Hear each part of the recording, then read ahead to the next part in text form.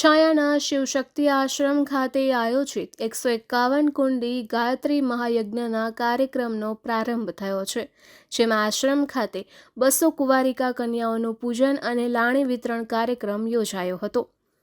પોરબંદરના છાયાના સંત શિરોમણી બાબુજતી બાપુ ધર્મ જાગૃતિ સાથે લાખો લોકોને જમાડવા, અસંખ્ય વૃક્ષો વાવવા, ગ્રામ્ય વિસ્તારોમાં અંધશ્રદ્ધા નિર્મૂલન અને પ્રકૃતિનું સંરક્ષણ સહિતની પ્રવૃત્તિઓથી સિદ્ધ સંત તરીકે પોરબંદર, જામનગર તથા દેવભૂમિ દ્વારકા સહિત સૌરાષ્ટ્ર ગુજરાતમાં વિશાળ સેવકો ધરાવતા હતા અને દુધિયાવાળા બાપુ તરીકે ઓળખાતા આ મહાન સંતની 7મી પુણ્યતિથિ નિમિત્તે શિવશક્તિ આશ્રમ દ્વારા 151 કુંડી ગાયત્રી મહાયજ્ઞ કાર્યક્રમનો પ્રારંભ થયો છે, જેમાં પ્રથમ દિવસે 200 જેટલા કુંવારિકાઓનું પૂજન અને લાણી વિતરણ કાર્યક્રમ યોજાયો હતો.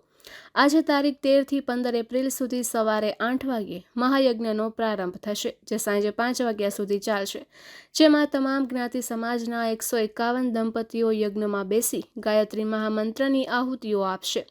આ ગાયત્રી મહાયજ્ઞમાં મુખ્ય શાસ્ત્રીજી રસિકભાઈ રાજ્યગુરુ તથા સાંદીપની વિદ્યાનિકેતનના ઋષિકુમારો આહુતિઓ અપાવશે. 15 એપ્રિલના રોજ સંત શ્રી શિરોમણી શ્રી બાબુજતી બાપુની પુણ્યતિથિના રોજ મહાયજ્ઞ પૂર્ણાહુતિ કરશે. દરરોજ સાંજે 5 થી રાત્રે 12 વાગ્યા સુધી રામધૂન યોજાશે. આ ધર્મ મહોત્સવમાં ભોજન, મહાપ્રસાદી, ચા પાણી અવિરત ચાલુ રહેશે. ઉપરાંત તારીખ 15 એપ્રિલના રોજ રક્તદાન કેમ્પ પણ યોજાશે. શિવશક્તિ આશ્રમના મહંત શ્રી કૃષ્ણજતી બાપુ ગુરુ શ્રી બાબુજતી બાપુના માર્ગદર્શન હેઠળ અસંખ્ય સેવકો દ્વારા જહેમત ઉઠાવવામાં આવે છે. આ મહાયજ્ઞ માટે વિશાળ ડોમ બનાવવામાં આવ્યો છે. તમામ પ્રકારના ધૂપ, જવ, તલ સાથે 2700 કિલોથી વધુ હવન સામગ્રી સમિત બનાવવામાં આવી છે. સમગ્ર છાયા પોરબંદરના લોકો પોતાનો પ્રસંગ માની રાત દિવસ સેવા આપી રહ્યા છે. નિપુલ પોપટ, પોરબંદર ટાઈમ્સ. જય શ્રી રામ, જય ગુરુ, ઓમ નમો નારાયણ.